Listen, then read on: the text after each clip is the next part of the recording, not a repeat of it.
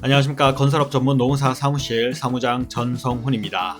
오늘은 일괄 적용 사업 개시 신고에 대해서 한번 살펴보도록 하겠습니다. 먼저 화면을 통해서 설명을 드리도록 할게요.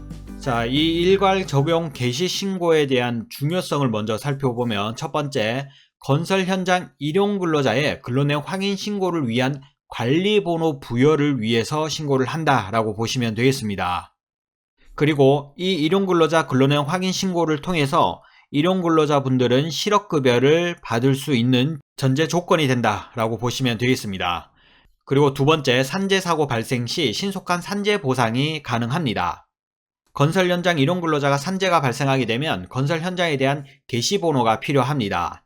만약에 이때 개시신고가 되어 있지 않다고 한다면 개시신고가 처리가 되고 나서 산재사고에 대한 보상이 이뤄질 수 있기 때문에 개시신고는 산재 발생 시 신속한 산재 보상에 기초가 된다라고 이해하시면 되겠습니다. 그리고 세 번째, 기성금액 청구 또는 정산 및 각종 증빙을 위한 증명서 발급을 위해서는 이 개시신고가 반드시 필요하다라고 보시면 되겠습니다.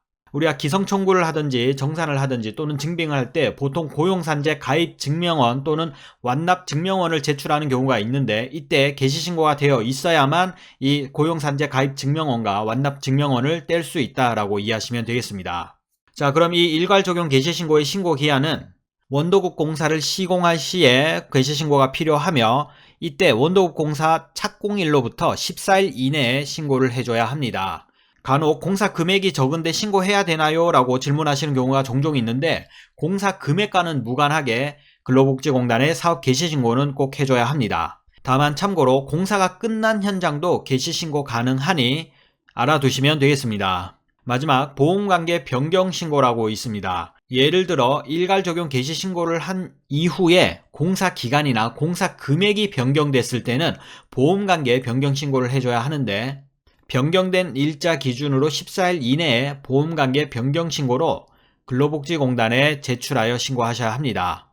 이때 주의할 사항은, 공사 기간이 연장되었음에도 불구하고 미신고한 경우, 신고를 하지 않은 경우에는 당초 신고된 원계약의 공사 기간이 끝나면 공단에서 직권으로 사업 종료 처리가 되기 때문에 일용근로자 고용보험, 즉 근로내용 확인 신고가 불가능하다는 점도 참고해 주시면 되겠습니다.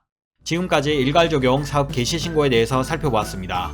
추가 궁금하신 사항은 건설 로무 카페를 통해서 질문 주시면 답변 드리도록 하겠습니다. 사무장 전성훈이었습니다. 감사합니다.